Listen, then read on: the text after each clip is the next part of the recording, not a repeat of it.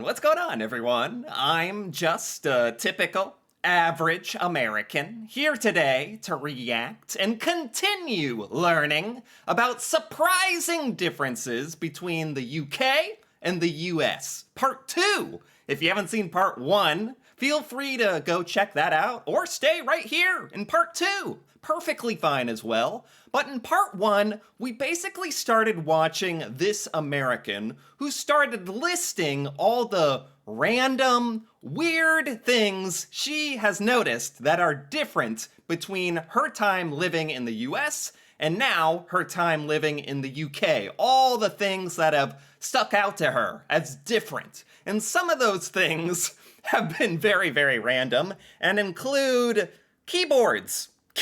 Keyboards are different, apparently, between the UK and US, but just enough to be annoying. They're 99% similar and just a little bit different. Some of the keys are different. There's a British pound sign on the UK keyboard, and like the quotations marks are in different places, like just enough to be annoying. I don't really understand why they're that different.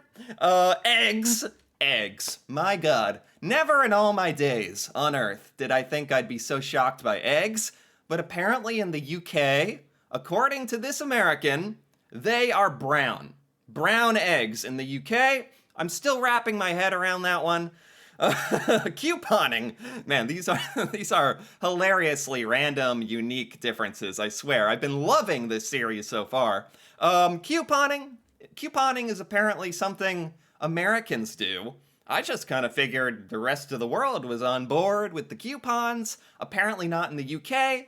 Apparently in America, we're just suckers for marketing and good deals on mouthwash and toilet paper. You know, you find a coupon, cut it out of a book, bring it in, and you come back home with 17 cheese pizzas that you didn't even want just because they were $1 off. It happens. Not speaking from personal experience or anything. Definitely not. Definitely. and the last thing she was talking about was travel. A big difference in travel between the UK and US. From what it sounds like, people in the UK just travel outside of the UK a lot more, or a lot more worldly. I mean, people in the UK are, in Europe and close to all of these amazing European countries, whereas here in the United States, we often don't even bother leaving because it's so gigantic and we're kind of scared of the rest of the world and think everything cool is going on here. And apparently people in the UK also go to countries Americans never even think about, like Thailand or India, places that I have never heard of an American visiting, but sounds amazing. It's amazing that people in the UK actually have are a little closer geographically and actually can travel to those places. That's really cool. And I'm excited to learn about what other interesting differences there are between the US and the UK in this part 2. So let's take a look. Let's talk about travel insurance, because this is another difference, and a lot of people that I've talked to in the UK don't realize the lack of travel insurance knowledge or culture in the US. Not that. Yeah, I was getting nervous already. I'm glad. I didn't know what she was talking about, and I'm glad. I'm actually glad her point is that Americans don't understand the travel insurance. I'm not exactly sure what she's meaning. That travel insurance is like a culture, but as a culture, we don't really get travel insurance. No. Insurance. What is the insurance for? I've heard of like buying insurance for your plane ticket, so if you cancel your ticket, you get your money back. I don't know if that's what we're talking about at all. A lot of people haven't even heard of travel insurance. I am pretty sure I had not heard of travel insurance before I moved to the UK. No. Here in the UK, and I think in a lot of Europe, it's like you go on a trip and you get yourself some travel insurance. Really?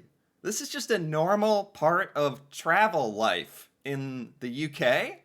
I've no idea what are we buying insurance for? What is it for? It's just considered a standard part of going on vacation or going on holiday, as they say in the UK. That is definitely not a thing for Americans. And I was looking at some articles about this and some hypothesis about why this could be. Certain things of Americans are so optimistic, so we think that nothing is going to go wrong, even Oh my God. I don't think that. I think as Americans, we should expect we're like one-man wrecking crews. Like everything could go wrong when we travel outside the United States.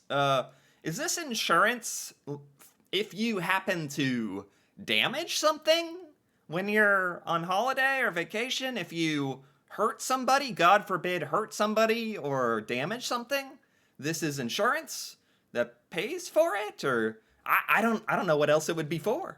when we should plan for it. Things like, again, a lot of Americans are only taking trips domestically, so even though it does make sense, something could still go wrong from your trip to Texas to Montana. We don't really think of it in terms of a risk. Obviously, people No, I don't. What on earth is going on in the UK and Europe? What's happening to that everybody is like, all right, you gotta get the travel insurance. What's going on over there? do think of it more when they travel abroad. So in the UK and in Europe, when it is much more popular to leave your country, then that kind of comes into play more. Okay. And it's just something that in the States, people do get it. I'm not saying that it's not a thing. I'm just saying that it is definitely not as popular or considered a necessity in the way it is in the UK. I think I'm gonna have to look this up. I don't think she's gonna say what on earth this is. Travel insurance. Now I'm gonna get like a bunch of ads for travel insurance after this. What is travel insurance? Google. I don't need to buy travel insurance right now on this video. Travel insurance is a plan that protects you from financial risks while traveling.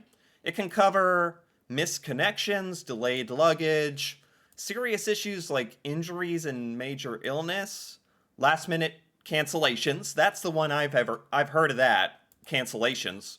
Medical emergencies overseas, okay. Costly disruptions like illness, injury, and weather. Unforeseen events. Interesting. I guess this does kind of make sense, especially if you're traveling a lot. And if you're traveling outside of your home country, I think it's what she was saying. That's the biggest difference. Here in America, we don't think about traveling or travel insurance because it is so rare for Americans to travel outside of the US. It's fairly rare. A lot of Americans don't even have their passport. It protects you from financial expenses, protects your well-being, protects your personal belongings. Can be $35 to $200. Okay, it's okay. I'm glad I actually looked that up. That at least makes sense to me. There's a lot more. There are some things that can actually go wrong while on holiday or on, as we say, on vacation. It's just that in America we don't go on vacation abroad a lot, so we don't have to worry about this. Okay, fair enough. The next difference has to do with banking, and I talked about banking in another video, but I want to talk about these card readers. So, that looks like a calculator. I would have 100% said that was just a calculator. I've never seen a there's card readers here, like at the grocery store and stuff, but this one seems to load from the top, and it looks very simplistic. What, is this a common one in the UK? this is a device from Barclays, which is a personal card reader. Oh. So if I were to log into my Barclays account, Personal card reader? I've never heard of that. What do you need a personal card reader for? I feel like that's all this video is just turning into me discovering UK things. Like, what do you and saying what do you need it for? What do you need vacation travel insurance for? What do you need personal card readers for? Why are the eggs brown? But honestly, I don't know. which I actually don't have anymore, and this is an old one, but I think you can use them across banks anyway. But it basically can help you log into your account. A lot of accounts nowadays will require a multitude of options, but one of them will be you can log in by putting in some details and using your card in the card reader. Really? Wow. I guess we just haven't discovered this technology here in America yet. So is this just an extra level of protection? To log into your bank account online, you have to put your card in a digital card reader to get into your account. It's kind of like more secure two-factor authentication, or when you're getting texted a code, and these extra security precautions when logging in, which makes sense for a bank account. You want that to be very secure. I like it. You know what? This is actually kind of cool. You click identify, you press your PIN into this personal card reader. It says, yes, that's correct. And it gives you a code that you then put in your online account to let you in. Oh, it's literally a two-factor authentication device. And you need your card to get the PIN code. So if someone would have to have your card in order to like get into your account and steal your info. I like that. That's actually a really secure way to do it. Okay. We don't have these in the US. No. We obviously have card readers when it comes to stores having a card reader for someone to pay. But the idea of having a personal card reader is 100% a difference between the countries. When I go to log into my... I had no idea. I thought it was a calculator. I had no idea this is the thing. But now that I know about it, man, I'm really learning all the UK secrets today. Now that I know about it, I like it. I kind of like it. My US bank accounts, there is no card reader involved. It is not an option. It's not a thing that we are used to in the US. Yeah, now I feel like here in the US, we're so, like, are we just super primitive here? Like, we're just logging in on a website with our username and password. You can set it up so you have to be texted a code, a PIN to your phone, which, you know, that's kind of similar here, but yeah, someone would have to steal your phone. Yeah, I'd say they're kind of comparable. Maybe this is a little more secure, actually. Okay. Now, I said I wasn't going to talk about driving on different sides of the road, which I'm not, but I am going to mention another difference between the UK and the US, which is the use of roundabouts. So in the US, I think... Oh my gosh, roundabouts. I've encountered roundabouts in UK videos before, and it is a big difference between the UK and US. It's not surprising to me anymore, because I do know about this, but these are like, these are what's the word? These are dramatic. These are traumatic for Americans, because for a lot of Americans, they are encountering these for the first time. If they happen to build one in where you live, there's one or two around where I live recently that got built, and I mean, once you learn how to use them, they're amazing. I love roundabouts now, but most Americans don't know how to use them. They're not common at all in the United States. They're not common. But so it's just creates more confusion for Americans than helpfulness. But if we could all just get on board with them, I think they're great. And apparently they're very common in the UK. The UK is competent enough to handle the responsibility and the power of the roundabout. I think we call them like traffic circles in some places. Yeah, but sometimes. Basically, instead of having traffic lights and four-way stops, here all of the junctions, or what we would call intersections in the US, are basically run by roundabouts, and that means that there is a pretty steady, constant flow of traffic. It's obviously... In the UK, there's a lot of roundabouts, where in the US, sounds like... I mean, in the US, we just have traffic lights. Green, red, yellow traffic lights that everyone has to wait at the intersection or junction for your light to turn green. Those are everywhere, nonstop. And it's just a part of life. Like, we're just used to it. If more of those were roundabouts, I think it's proven scientifically that roundabouts are, like, way more efficient for traffic, to keep the flow of traffic. So... I mean, objectively, having roundabouts is the better way to do it. I just don't think the US can handle it. We can't. Not always going to be your turn, but if the traffic is clear, you go. As opposed to the US, where you can all be sitting at like 4 traffic lights and they're all red, and you're like, what is going? When am I going to get to go? Yeah. That wouldn't happen here in the UK. Wow. And a lot of people do think Why does it just sound like in this video, the UK is just leagues ahead of the US in innovation, and like you've got the personal card reader that you can log into your bank account with that makes it more secure. You got the roundabouts, you got brown eggs, travel insurance, just a bunch of extra stuff. Just extra stuff, not even necessarily different like an alternative. It's just straight up, the US does not have these things, and the UK has all these extra things to choose from. I'm a little jealous. Roundabouts are a superior traffic solution. However, I feel like they only make sense in a country that understands what to do with them. There was a really small traffic circle or roundabout that I remember from growing up that was like outside of a Target near my house.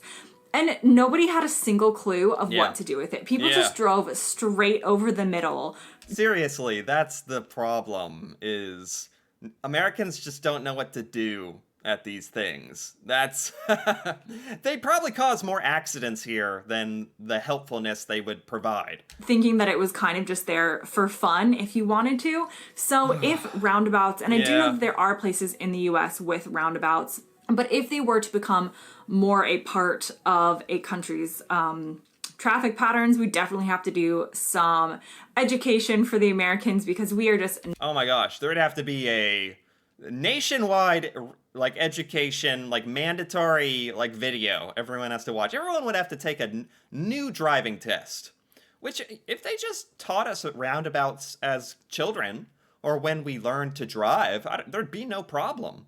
Like once you know how to use a roundabout, it's not rocket science, like it's not mind-boggling.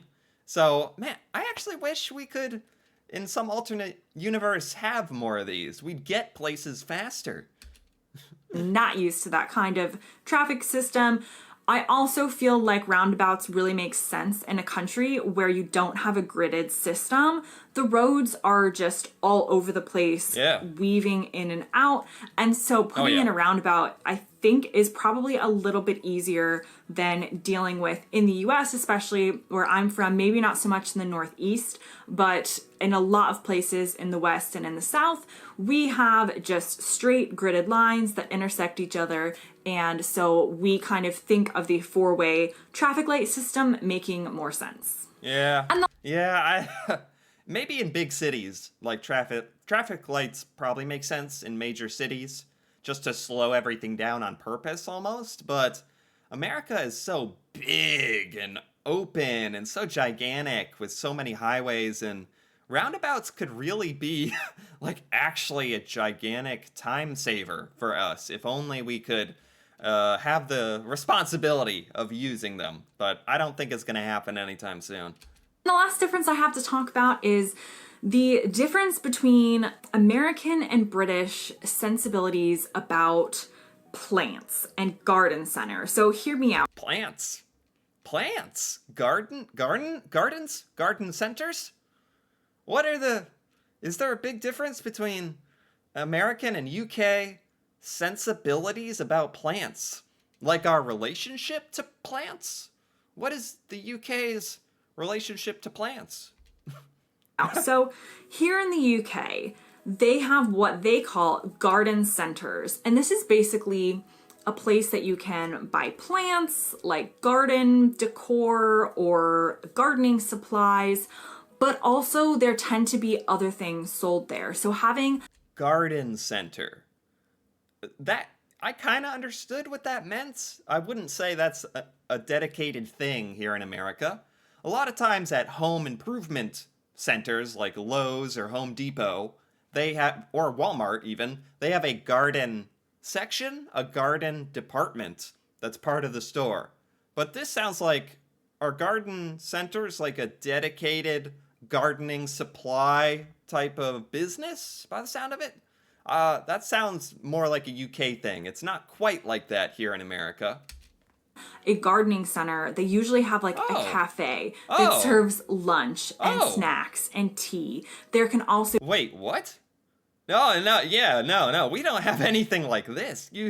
I didn't know there were snacks. I didn't know there were bars and food and cafeterias while you're shopping for your plant supplies. This is nice. Be other things sold within the garden center that aren't even related, like clothes or something like that. And there is a Okay. cultural fascination with garden centers. When we were in Okay. lockdown in the beginning of this whole situation, that was one of the things that were first to open before everything else. Obviously, people Garden centers. Feels like there's a whole UK garden center culture that I don't quite understand, but it seems like a very pleasant place. We don't have anything like this. I was trying to relate this somewhat to what we do here in America with like a gardening department in a grocery store. This is completely different. could only do stuff outside and they wanted to garden and stuff, that I just thought that was so funny. There is such a cultural love, especially in certain areas and among Yeah. certain age groups, for garden centers. Huh. Now, when you compare that to the US, and the reason I bring this up as a difference is obviously you can buy plants in the US. Yeah. We would call it a nursery. And Sure. not for children. For plants here in the UK, nursery is for children. But we would call it a nursery. And that would be to go and buy plants. But that would pretty much be the only thing you do there. Yeah. And it's more of a get in and get out situation. Yes, exactly. This is just a financial transaction. This is a business. They're there to sell you some plants. Maybe you'll even bring some coupons with you as well, in true American fashion. Buy the plants, get out. In the UK, is it more than that? Is it more of a sit-down, leisurely experience? Wow, I had no idea about this.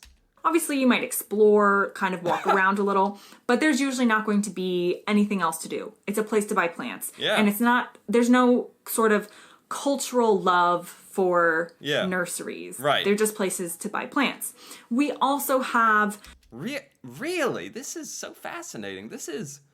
I love this because this is a part of UK culture that I feel like I would never otherwise learn about. This is so specific. I've never heard of this. Garden centers. There's an appreciation and a love by some part of the UK population, at least, for plants and going and sitting down and having like tea or some food while at the plant center. And I don't understand it completely, but it sounds nice. Sounds nice. home improvement stores. So our version would be like Lowe's or Home Depot, but they also have those in the UK. It's called like B&Q is an example of one. So that also isn't really comparable to a garden center, even though they might have a garden section. They're still not a place that you would go and you could actually meet somebody for coffee. What? Mostly. Yeah, okay. I thought maybe we had something like this in America, but not at all. There is nothing like a garden center in America where you'd go and like meet someone like for to have a nice sit down or fun. Yeah, that's not at all. Like we have nothing like that here. Wow, this is very unique. Kind of older people, though no shade to you if you are a younger person who loves garden centers. It's just more of a cultural love and fascination here with garden Okay. centers that we don't have in the US. Okay. Okay, so I hope you Wow. enjoyed this video on these kind of smaller and nuanced I did enjoy that video very much. That was by Girl Gone London, and I got to give that a like because that was fantastic. Just like she's saying there, these were so amazing because these were not obvious. Not obvious. These are differences between the US and the UK that you don't hear about.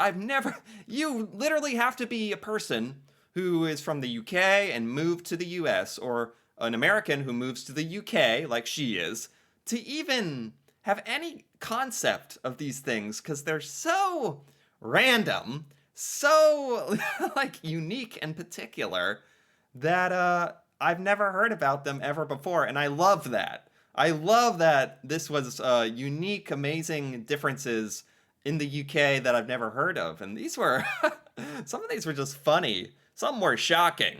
The eggs, the couponing, the travel insurance, the card readers, and roundabouts, and the garden centers. Who knew? There were so many weird little differences that no one really knows about between the US and UK, but now we know, and I think that's great. So I enjoyed this very much. Anyway, if you enjoyed this as well, feel free to give this video a like or leave a comment, perhaps with any surprising differences you might have noticed between the US and UK, or any thoughts on these differences that or things I didn't understand about them. And if you're interested in more videos like this, me reacting to the UK and UK culture, feel free to subscribe for more. And until then, thanks for watching, and see you next time.